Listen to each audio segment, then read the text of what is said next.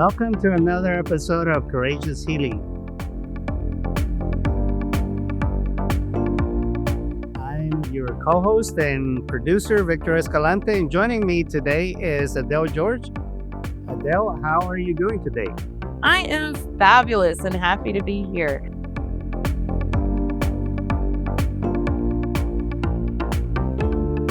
Looking forward to having another wonderful conversation with you, Victor. You are bright out and bushy tailed today. As always. What's going on with you? I love these podcasts. I have so much fun doing these. So I always look forward to when we get to sit down and have these conversations. Awesome. So what are we going to talk about today, Adele?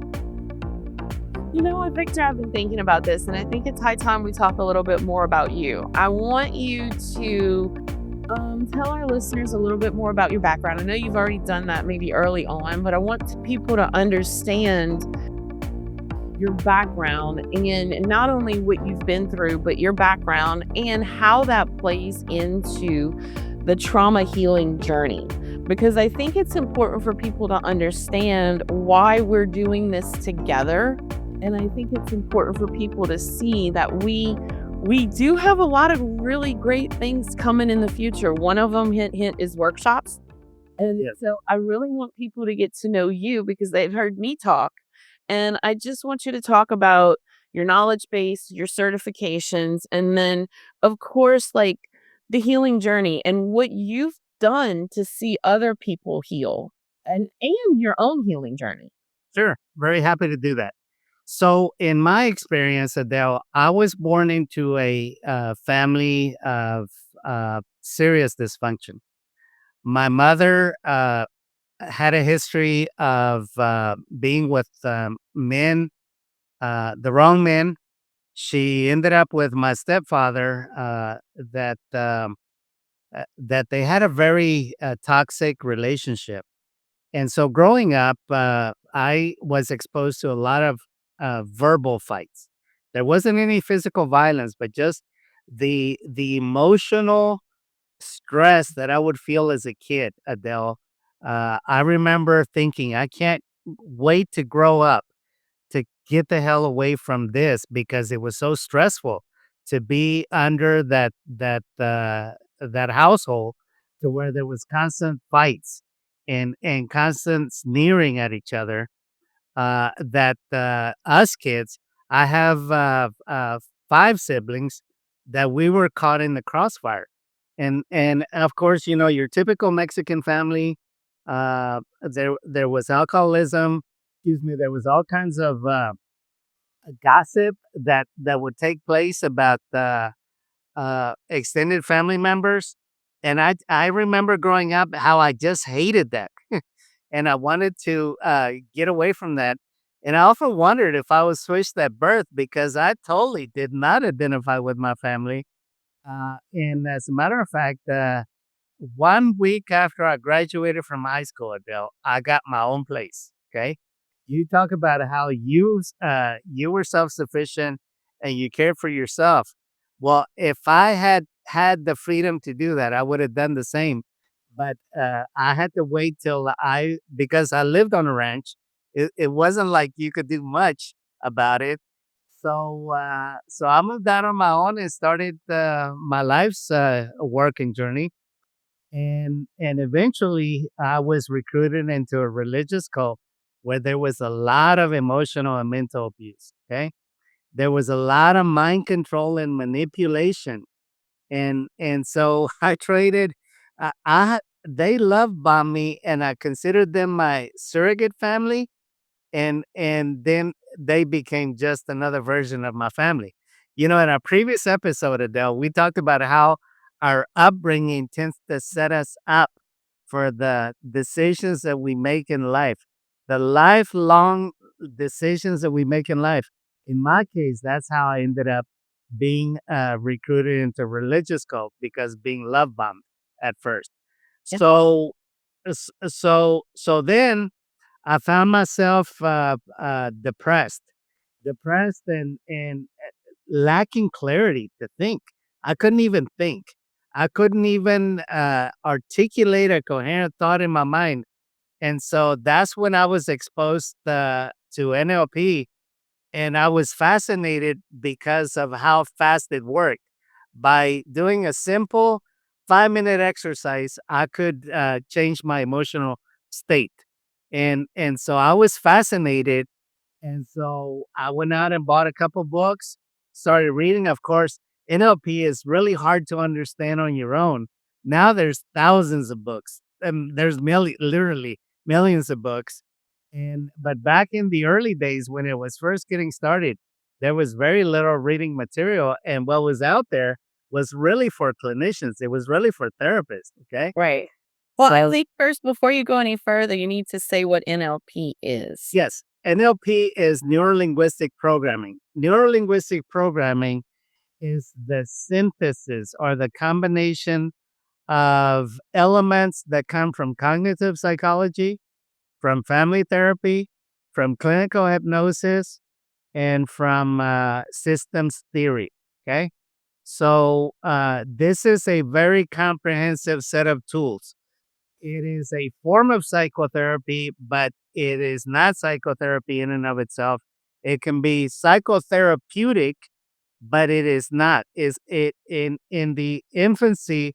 It was poo-pooed by traditional psychology, even though now it's widely considered as a viable adjunct therapy to anything that a therapist does.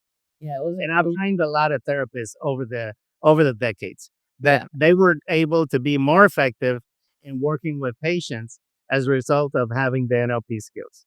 Okay. So you started reading a lot of stuff about NLP, and then you went and took a course. Yes, I actually found a mentor and a trainer. And so I begged them. I told him I will do whatever you tell me to do, but I wanted you to teach me NLP.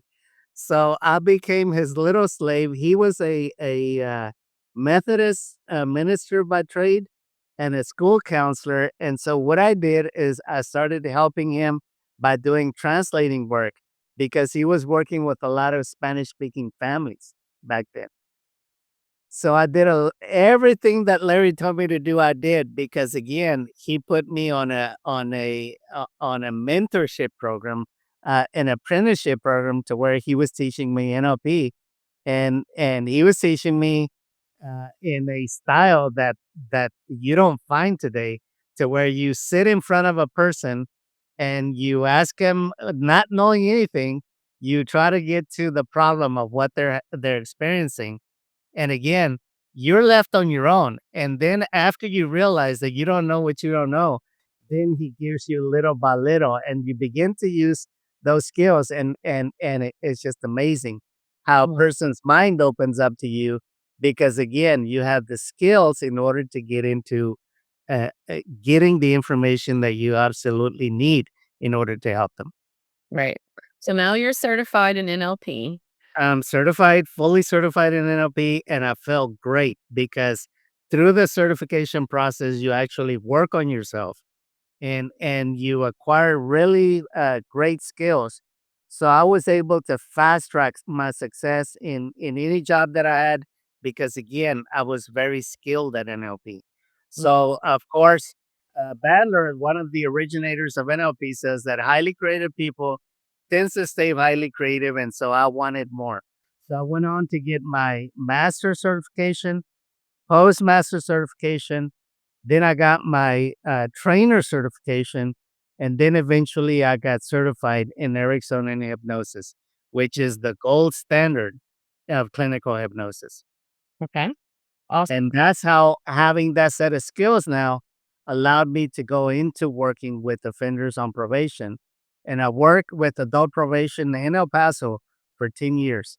There, I worked with literally thousands of cases with all kinds of trauma, sexual abuse, physical abuse, alcoholism, drug abuse, gangs, you name it.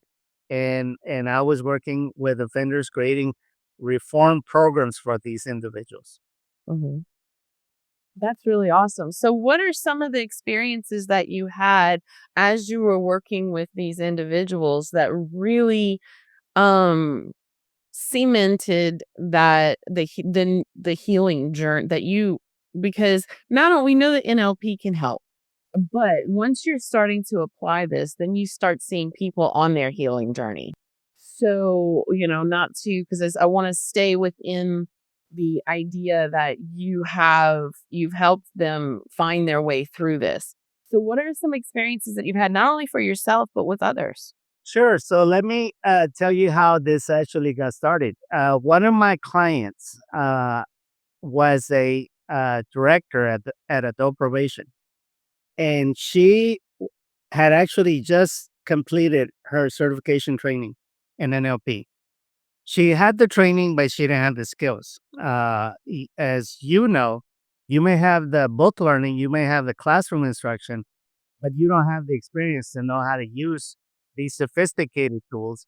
And so she asked me if I would be willing to do a pilot program for the agency. And she told me, you got total freedom. Whatever you recommend, I will see if we can get it approved. So I said, well, I think a 9 week pilot program would be sufficient in order to help these individuals.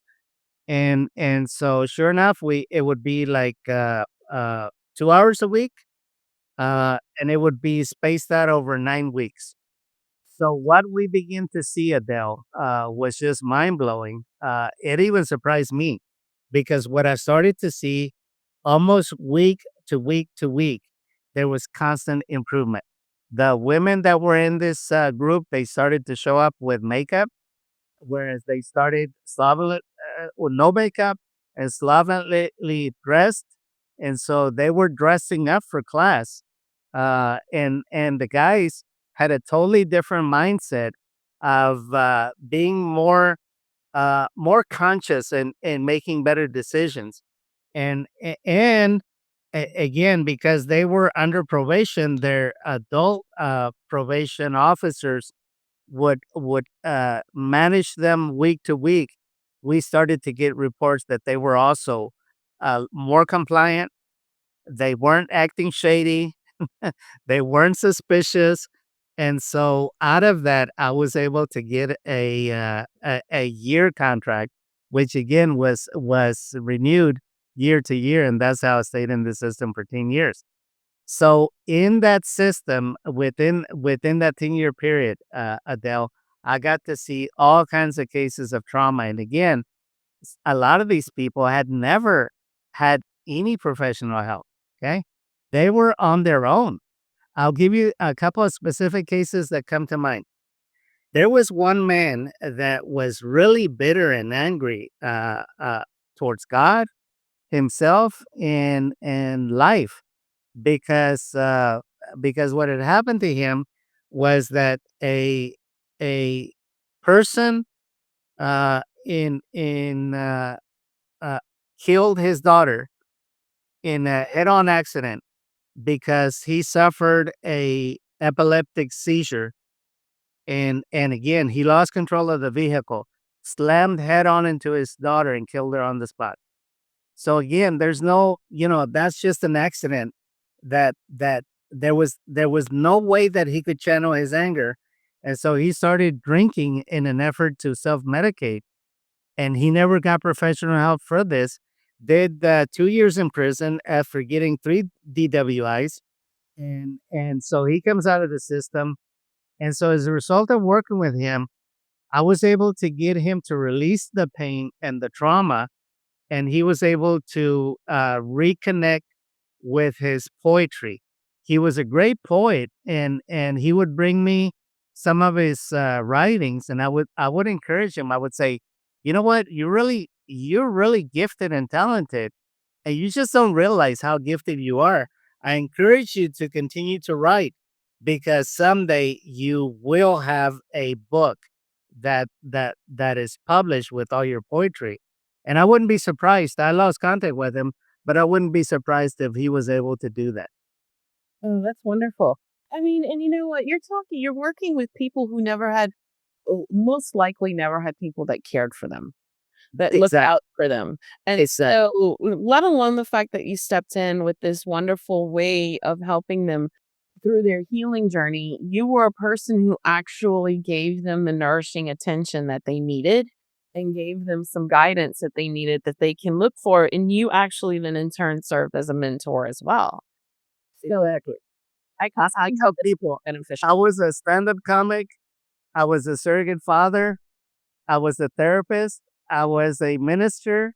It's like I was a clown, whatever they needed me to be, I would be. Because again, I could totally identify with the struggles that they have lived through. And again, I was there to be whatever that I needed to be for them. Absolutely. And I think that that's an amazing thing, and I think it's an important thing is that, when you allow people into your life and you allow people to help you, you have to connect with them. And I think the magic is that you're able to connect with them and they're able to let their guards down. And you know how to do this in a way that's productive and effective. And Yes. I think that's really a magical key in this process. And the point that I want to drive home here is whether it's Victor or whether it's me or someone else that's in your life that's helping guide you through all of this stuff, the important thing is that you know that you need to connect. There needs to be a connection and there needs to be some sort of way that you can let your guard and your defenses down. Now, one of the fabulous things that, of course, which is why I'm under your tutelage with NLP, is the effectiveness of this and that it can shrink the amount of time that it takes for someone to actually heal. The healing process can feel daunting. Lord knows it was that way for me. But NLP helps to rewire some thought patterns and, as we've mentioned in previous episodes, break some habits and fill the Yes. bucket back up with things that are effective. Absolutely. You're listening to Courageous Healing Podcast. We'll be right back.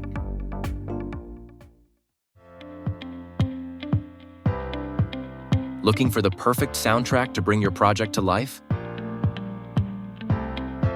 Meet Roy D. Haston, an experienced composer who creates captivating music for films, commercials, and live events. From emotional scores to upbeat, energetic tracks, Roy's compositions add depth and emotion to every story. His unique soundscapes elevate your project and leave a lasting impression. Visit roydhaston.com and discover how Roy's music can transform your next project into something unforgettable. And thank you, Roy, for your original music for our Courageous Healing podcast.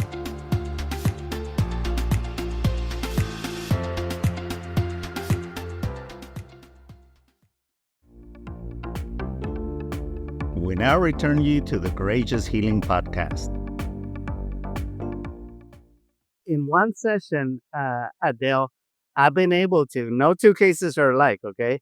But in one session, I can do the work that it would take a traditional therapist weeks, months, and sometimes even years. Again, it's not so much that I'm so great, it's that I know how to specifically dismantle the trauma so that you can relearn how to use your mind. And that's where the rewiring comes in. And that's the important part is that you can't just go, if you think of trauma in your brain and think of it as a bucket, you can't just go and empty the bucket because then you're left with an empty bucket and it's just going to continue to refill back up with the trauma. So you have to fill that bucket back up with things that are healthy and things that are positive, and you have to fill that bucket up and you have to replace it. Yeah. And so it's like and you might want to just get rid of the bucket altogether and have a brand new nice shiny one that Yes. you fill up that's absolutely still full with wonderful stuff. And I can appreciate whereas some people it may only take them once and some people it may take them a few more times, but it's effective. And Yes. that's important is that people are actually healing. And to reiterate, guys, and our listeners, healing is important to both Victor and I because we're not where we are in our lives because we just decided that we were healed. We are healed and we did the work ourselves. We have spent decades and a fortune working on ourselves by being in therapy, by reading, by taking courses, by having mentors, by paying others that are more knowledgeable to train us in their methodologies. And so again, we're very proactive. Whatever it is that we know we are needing, we go in that direction and we acquire it. Absolutely. And that's why I wanted to sit down and have this conversation with you today because I want our listeners to know your talents and your skills. And I want them to hear a few more stories. And I also want them to hear how this has impacted you personally. Oh, totally. So there's two stories that come to mind as I was listening to you. One just happened 2 weeks ago. Had a man that was referred to me that he got into an altercation with his daughter that came into his house. His daughter is grown up and is going to college in another city, but she came into his house and brought her lover, and so uh, they got into an argument. And so the man, my client, told the daughter that she needed to put her dog outside. Well, the daughter refused, and so the man grabbed the dog and put the dog outside. Well, that really upset the daughter, so she threw water on the father. Okay, so she throws water on the father. The father says, "You're gonna have to leave." The daughter refuses to leave and starts screaming at her dad. And so now the dad physically grabs her by the hair and attempts to throw her outside the house. At that point, the daughter's lover now steps in because again she had gone with her, and so now they're both beating on the father. This is what made it so dangerous is that he was carrying a pistol in his waist, and he was very afraid that in the heat of the moment, one of them could grab the pistol and shoot him. So that's why it escalated very quickly, and so the daughter's lover ended up pressing charges against him.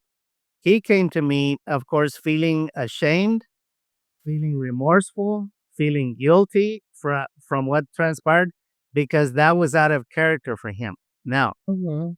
here's the root cause of the problem, Adele. As a little boy at age 4 or 5, he was shamed. He was shamed repeatedly, just natural child curiosity by an older sister and his mother.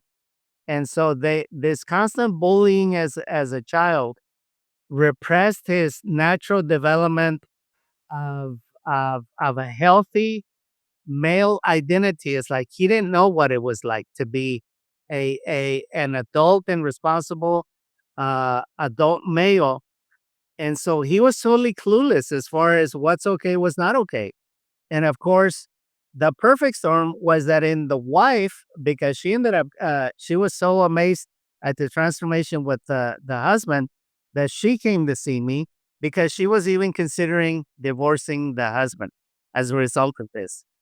So she comes to see me, and it turns out that it was a perfect storm in that family dynamic because she came from a matriarchal lineage that the women always had the final word in anything at home.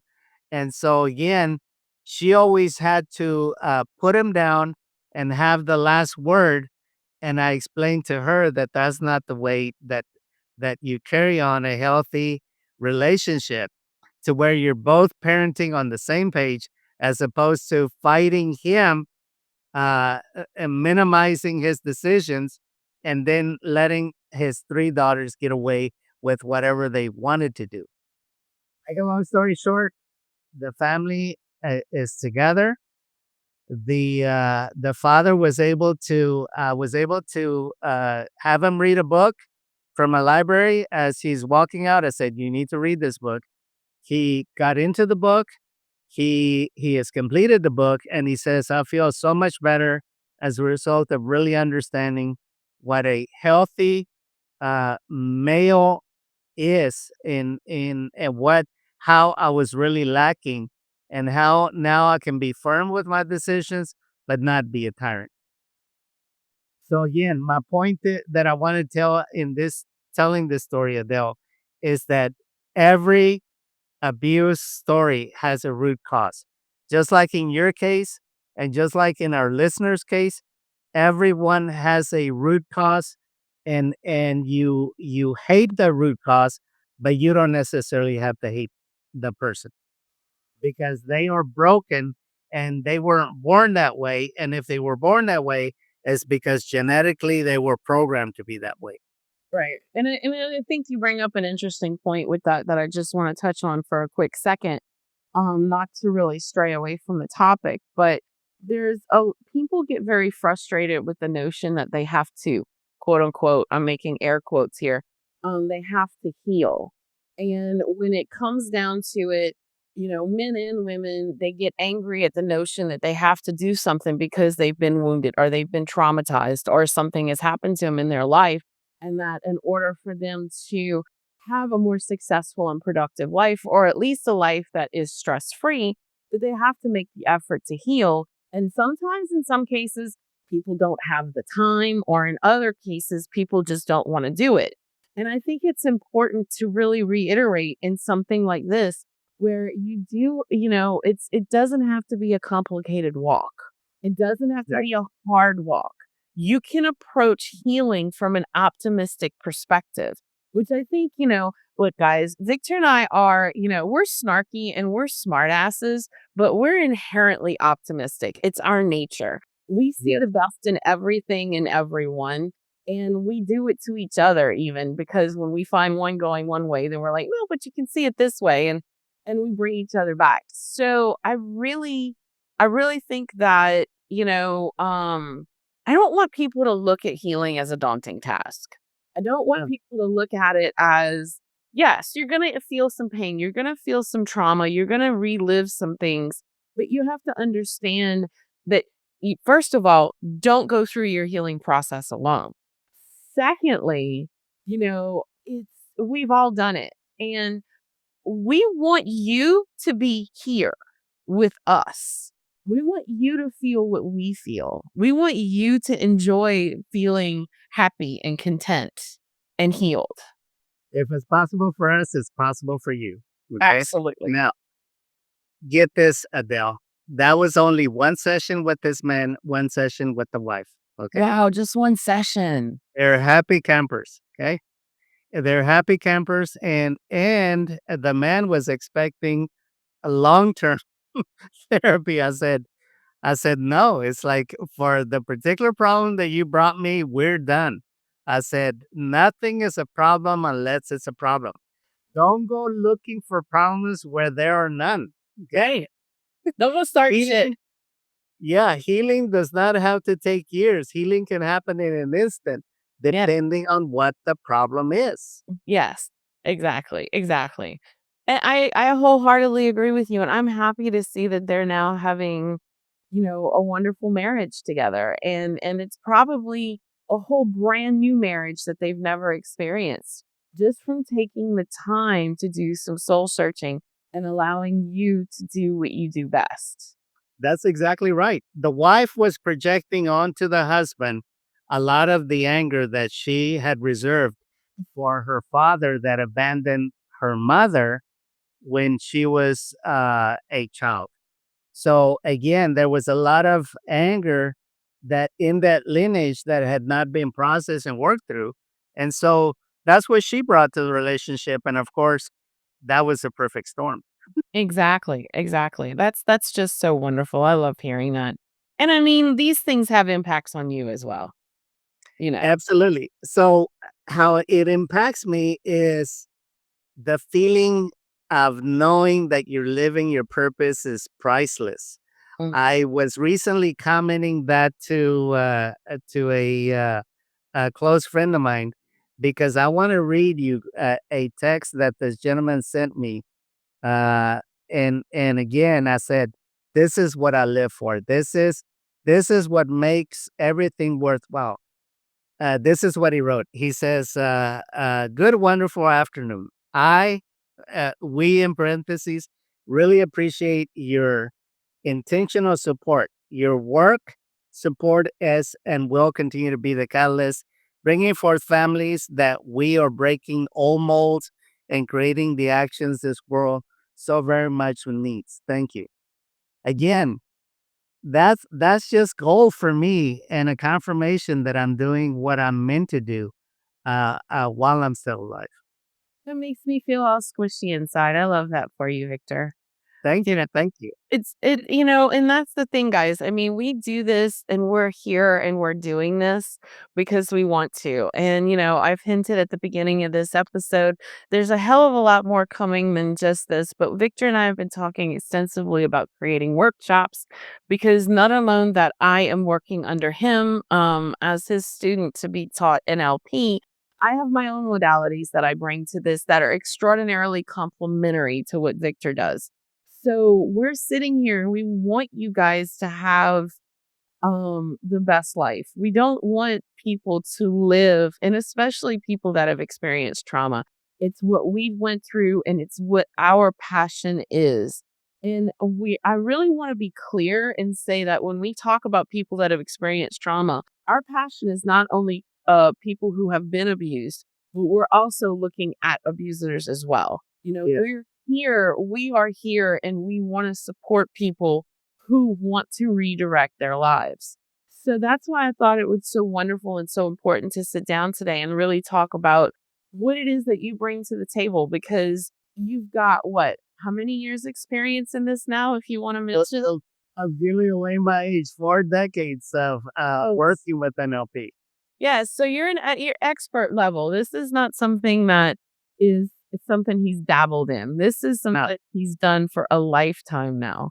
And I think that's also important for people to understand this is something that you've committed yourself to and you've done a lot of work with. And even, like you said recently, you've had really, really, really wonderful results. And I know that we are going to continue to do those results. So I thank you for taking the time today to sit down and kind of talk about it. Happy to share my experience, and I want to echo something that Adele says is we want this for you guys, for our followers, for our listeners. We want you to have a beautiful life by design. Okay, if you have had a traumatic past, there is hope for you. You just have to be on solid ground, taking intelligent decisions moving forward, and embrace healing, everything that involves healing, because again, that's the magic of life, to be healed. Absolutely. And if Victor and I get a hold of you, the sky's the limit. Well, like I said, guys, we're your biggest believers and your biggest cheerleaders. We are forever optimists, as snarky as we can be.